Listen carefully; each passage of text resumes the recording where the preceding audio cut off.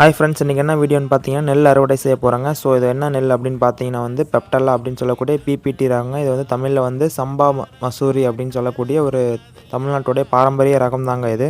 இதனுடைய அறுவடை காலம் அப்படின்னு பார்த்தீங்கன்னா நம்ம நாற்று விட்டதுலேருந்து நெல் அறுவடைக்கு வரது வரைக்கும் 150 நாள் கிட்ட ஆகுங்க. ஸோ இதனுடைய சிறப்பு அம்சங்கள் அப்படின்னு பார்த்தீங்கன்னா அரிசி ரொம்பவுமே மெல்லிஸாக இருக்குங்க.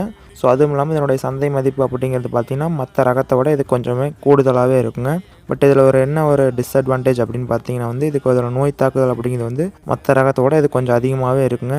ஸோ அது மட்டும் இதனோட டிஸ்அட்வான்டேஜுக்கு அடிக்கடி நம்ம பூச்சிக்கொல்லி அந்த மாதிரி மருந்து அடிக்க வேண்டியது வரும்.